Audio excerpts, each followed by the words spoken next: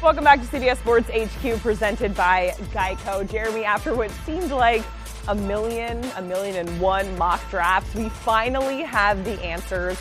We know how it all went down. Of course, generational talent Victor Wembanyama going number 1 overall in the NBA draft to San Antonio. As expected, the odds for 2 and 3, they kept going back and forth even to the last hour. Ultimately, it's Brandon Miller to the Hornets, Scoot Henderson, number 3 overall to Portland, and then history being made with the 4th and 5th pick with Amen and Asar Thompson. The twins there, the first brothers to go in the top 5 in the same NBA draft. And let's reflect on this draft with this dynamic pair that we have with us here on HQ, Brad Botkin and Tim Doyle back with us. And fellas, we want to start with your favorite picks. Tim, I was deep in the Orlando Magic Twitter sphere leading up to the number 6 pick. And some fans in the last couple of minutes were predicting Taylor Hendricks out of UCF or maybe Grady Dick to go to the Magic with that number 6 pick. They ultimately take Anthony Black, and that is your favorite pick. Tell us why. Because his basketball IQ is extremely high. I thought after 1, 2, and 3, then all of a sudden, you really got to sit down with these young men. You really got to get to know them. You got to figure out, all right, who's going to put in the work? And this kid's a project from a shooting standpoint. He only shot 30% from 3 in college. But everything else, smart, makes other guys better, averaged 4 assists a game in college. Defensively, 6'7", averaged 2 steals a game in college.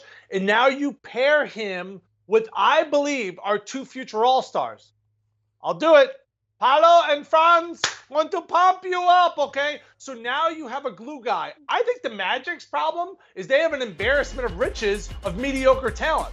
That's actually not a compliment when you really think about it. Like, they have to start moving on and getting some prime time pieces. We just talked about Brad and I that Kyrie Irving, talent-wise, would be a great piece. Locker room-wise, would be a terrible piece. But this kid, if he learns how to shoot, I think we're looking at Tyrese Halliburton. I think we're looking at a potential Josh Giddey because he makes other guys better and he has some pieces around him. Now he has to put in the work because at the end of the day, Brad, these guys all have to massively improve because why? They're only 18 and 19 years old. Okay, so I'm going to, again, strongly disagree with Tim Doyle. I'm going to read you a couple of names, and you just sounded like a broken record of all these draft profiles. Okay, Ricky Rubio, Elfrid Payton, Chris Dunn, Emmanuel Mudiay, Michael Carter-Williams, Frank Ntilikina, Shabazz Muhammad. I can go on, and you can lounge in your chair and act like I'm being boring, but these are the facts. These guys were all drafted in the lottery, and everyone said the same thing about them that you just said about Anthony Black. As long as they learn how to shoot. They list it as like a footnote in the draft profile.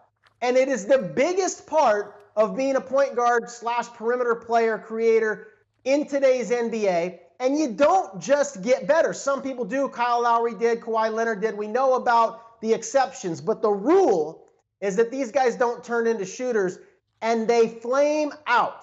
I am not using the 6th overall pick on a guy who not only can't shoot, it looks unfixable to me. His shooting looks horrible. It is terrible form. He is not a comfortable rhythmic shooter at all. I love all the other things you said about him. And it's all the same things that we said about all the guys that we listed, or that I listed, and more. Great IQ, defender, great size, incredible passer. I like your Josh Giddey comp. He reminds me of an athletic Josh Giddey, which sounds awesome. It sounds awesome. But do not. These guys don't learn from their mistakes.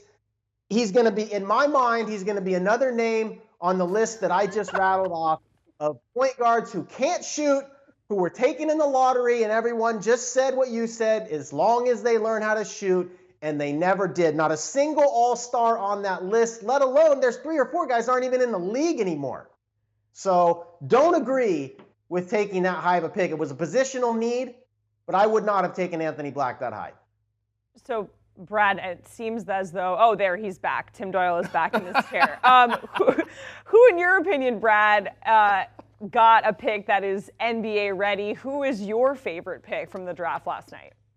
Well, down the line, I mean, you have to go with Cam Whitmore. I hope that Tim agrees with me on this. This guy, from everything that you read, all the people that know a lot more than me about these draft guys would tell you that's probably a top 5 talent. He slips. I've heard that he didn't have great interviews. I don't know. I mean, but that's a pretty high-profile guy to fall all the way to 20 at the Rockets on sheer value alone. You know, at 20, you're kind of swinging blind anyway. So to get a guy that was talked about at the top end of the draft at 20, to me, feels like it's got to be the biggest value pick of this draft. Yeah, my wife was 30 and she was swinging blind. And now 10 years in, Brad, we're relatively happy. About 7 years happy of our 10 years marriage. So that's going okay. That was odd. Cam Whitmore was supposed to be the 5th pick. He was like minus 180 to be the 5th pick like 3 days ago. And for him to slip and slip and slip, that's actually alarming. Like, it's one thing to slip to like 8. Now you slip all the way that far. Yeah. That many teams passed on you. Once again, we're not sitting down with the kids. That's what impressed me most about the Thompson twins. What outstanding young men they are. And I believe that's why they both got drafted so high. And they can both jump in the hoop. So that actually helps. I like Jaime Jaquez.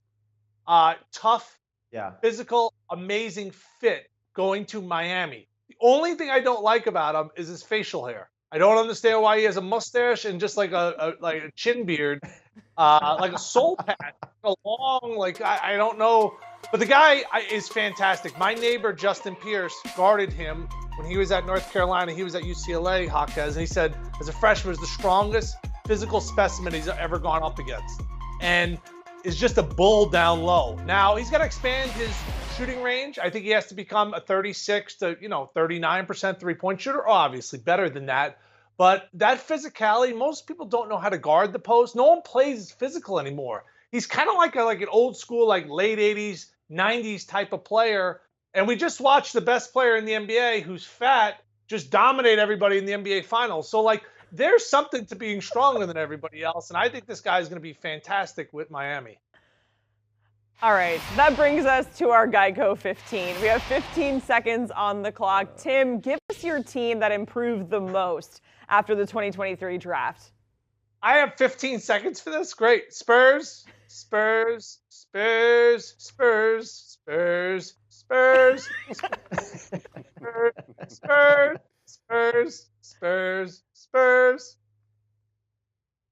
Spurs. Okay. That was really beautiful. All right.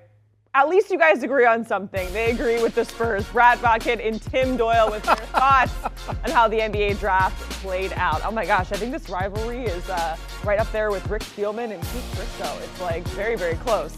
Okay, it's never too early to look ahead, right? And our guy, Gary Parrish, getting us ready for next year. We already have a 2024 NBA mock draft.